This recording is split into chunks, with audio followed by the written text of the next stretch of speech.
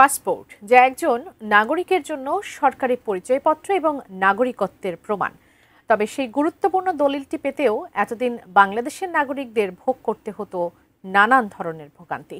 দালালের খপ্পরে পড়ে হয়রানির শিকার হওয়াটাও ছিল নিত্যনৈমিত্তিক ঘটনা। কিন্তু সেই দিন এখন শেষের পথে। এখন পাসপোর্ট অফিসে না গিয়েও করা যাবে পাসপোর্ট, কিন্তু কিভাবে?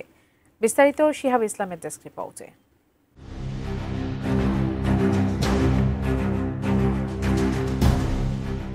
যে পাসপোর্ট কোনো ব্যক্তির আন্তর্জাতিক ভ্রমণ কিংবা দেশের নাগরিকত্ব যাচাই করতে পারে, সেই পাসপোর্ট করতে বাংলাদেশের নাগরিকদের এতদিন ভোগ করতে হতো চরম ভোগান্তি।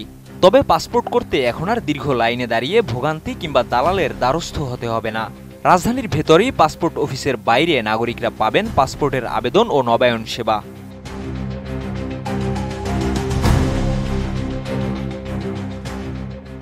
রাজধানীর ৬টি অঞ্চলের ১০টি নাগরিক সেবা কেন্দ্রে চালু হচ্ছে এই পাসপোর্ট সংক্রান্ত সেবা। গুলশান, উত্তরা, নীলক্ষেত, রমনা, মোহাম্মদপুর এবং বনশ্রী, এই ৬টি এলাকায় চালু হচ্ছে নতুন এই সুবিধা। এরই মধ্যে গুলশান, উত্তরা এবং নীলক্ষেতের সেবা কেন্দ্রগুলো পুরো দমে চালু হয়েছে। গুলশানের নাগরিক সেবা কেন্দ্রে পাসপোর্ট সেবার উদ্বোধন করেছেন প্রধান উপদেষ্টার আন্তর্জাতিক বিষয়ক বিশেষ দূত Lutfe Siddiqui. Nova LED TV, ঝকঝকে ছবি, নিখুঁত শব্দ, ৫ বছরের ওয়ারেন্টি। নোভা মানি সঠিক মান, নিশ্চিত সেবা। ডাক, টেলিযোগাযোগ ও তথ্য প্রযুক্তি মন্ত্রণালয়ের দায়িত্বপ্রাপ্ত বিশেষ সহকারী ফয়েজ আহমেদ তৈয়ব সামাজিক যোগাযোগ মাধ্যমে জানান, দেশের ইতিহাসে এই প্রথম পাসপোর্ট অফিসের বাইরে উদ্যোক্তা নির্ভর নাগরিক সেবা কেন্দ্রে মিলছে আবেদন ও নবায়নের সুযোগ।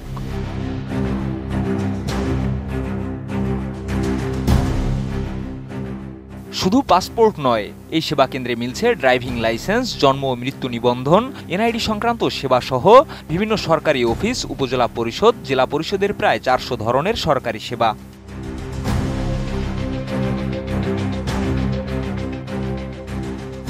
প্রতিটি সরকারি অফিসের সেবা এক জায়গায় এনে গড়ে তোলা হচ্ছে ন্যাশনাল এপিআই কানেক্টিভিটি হাব। ফলে নাগরিকদের আর আলাদা আলাদা ওয়েবসাইট ঘুরে সেবা নিতে হবে না।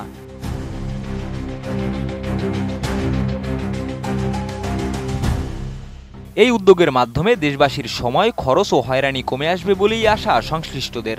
এটি একযোগে দেশের প্রথম সিটিজেন সার্ভিস কানেক্টিভিটি হাব হিসেবেও কাজ করবে বলে জানান ফয়েজ আহমেদ তৈয়ব।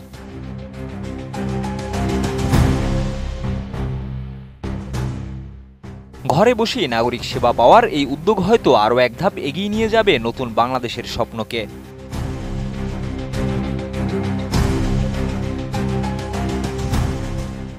শিহাব ইসলাম, এটিএন নিউজ।